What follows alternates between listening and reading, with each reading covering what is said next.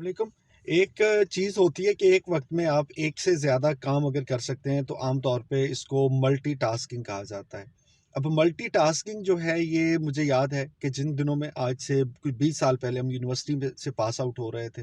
तो एमबीए के स्टूडेंट्स को बताया जाता था कि जहाँ पे आपके पास बहुत सी महारतें होनी चाहिए, वहाँ पे आपको मल्टीटास्किंग ज़रूर करना आना चाहिए। मल्टीटास्किंग का ये जो लफ्ज़ है, इसको पहली बार आईबीएम कंप्यूटर मशीन जो है, उन्होंने इस्तेमाल किया और 1965 के पास उन्होंने ये कहा कि हम ऐसी एक मशीन तैयार करेंगे कि जो एक वक़्त में एक से ज़्यादा काम कर सकती है। अब वो एक वक़्त से में एक से ज़्यादा काम, जैसे आप यूँ समझ लीजिए कि आप कंप्यूटर पे कोई गाना भी चलाते हैं और उसके साथ में कोई और फ़ाइल खोल के उसके ऊपर आप कोई टाइपिंग करना चाह रहे हैं, कोई और काम करना चाह रहे हैं, तो एक वक़्त में दोनों काम बड़ी महारत के साथ हो सकते हैं। मुझे याद है कि हमें बताया जाता था कि आप अगर मल्टीटास्किंग करते हैं, तो आप बड़े अच्छे कामयाब मैनेजर बनेंगे और एक अरसा लोग इस पे वर्कशॉप्स लेते रहे, इस पे बहस होती रही और इसको एक बहुत अहम स्किल माना जाता था कि अगर आप एक वक़्त में मुख्तलिफ काम करेंगे, ज़्यादा काम करेंगे, तो इससे आपकी एफ़िशिएंसी बढ़ेगी। लेकिन वक़्त के साथ-साथ अब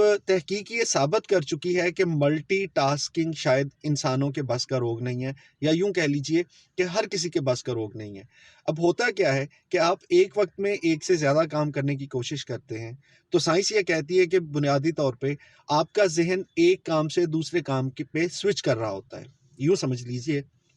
आप गाड़ी चला रहे हैं और गाड़ी चलाते-चलाते आपको लगता है कि आप फ़ोन कॉल आ गया तो चलें सुन लेते हैं। अब आप फ़ोन पे अगर ध्यान देंगे, बातें करते हैं, तो आप गाड़ी तो हो सकता है चला लें, लेकिन आपके इर्द-गिर्द कौन-सी गाड़ी दाएँ-बाएँ से गुज़री है, यकीन मानिए आपको इसका एहसास नहीं होगा। रास्ते में क्या-क्या आपको ऑब्ज़र्व करना था, आपका ध्यान नहीं गया। या अगर आपका फ़ोकस ट्रैफ़िक पे चला जाएगा, तो वो जो बात आप सुन रहे हैं, शायद आपके ज़हन में वो बात आएगी नहीं, आपको याद नहीं रहेगी, आपको समझ नहीं आएगी कि ये कौन-सी बात है जो मैं सुन रहा हूँ। सो होता क्या है कि मल्टीटास्किंग में आपका दिमाग जो है वो एक काम को थोड़ी देर के लिए फ़ोकस करता है, फिर साथ में चूँकि दूसरा काम चल रहा है उसको फ़ोकस करता है और वो बार-बार स्विच कर रहा है एक काम से दूसरे और दूसरे काम से पहले काम की तरफ। और पता चलता है कि मल्टीटास्किंग से आपके और हमारे काम की जो क्वालिटी है, वो नहीं रहती जो होनी चाहिए थी। बहुत से तजुर्बात हैं जो आप कर सकते हैं। आप अगर घर पे इसका तजुर्बा करना चाहें कि क्या मल्टीटास्किंग मुमकिन है आपके लिए, तो आप इस तरह कीजिए कि जब किसी दोस्त से फ़ोन पे बात कर रहे हों,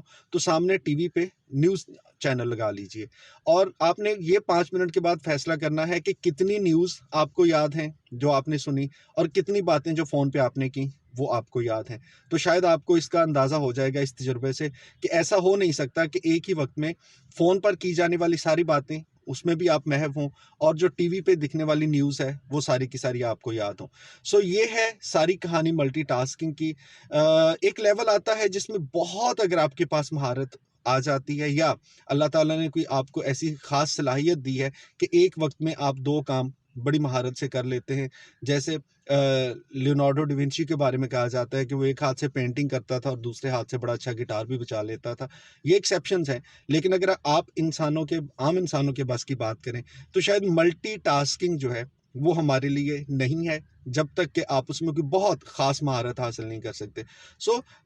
वक़्त के साथ बहुत सी चीज़ें बदलती हैं, जैसा मैंने कहा कि एक दौर था जिसमें कहा जाता था कि अच्छे मैनेजर हों, अगर आप तो आप में मल्टीटास्किंग ज़रूर होनी चाहिए। लेकिन अब साइंस ये मानती है कि मल्टीटास्किंग से कहीं बेहतर है कि आप एक काम करें और उसको भरपूर फ़ोकस के साथ करें। आप इस बारे में क्या कहते हैं? कमेंट में अपनी राय का इज़हार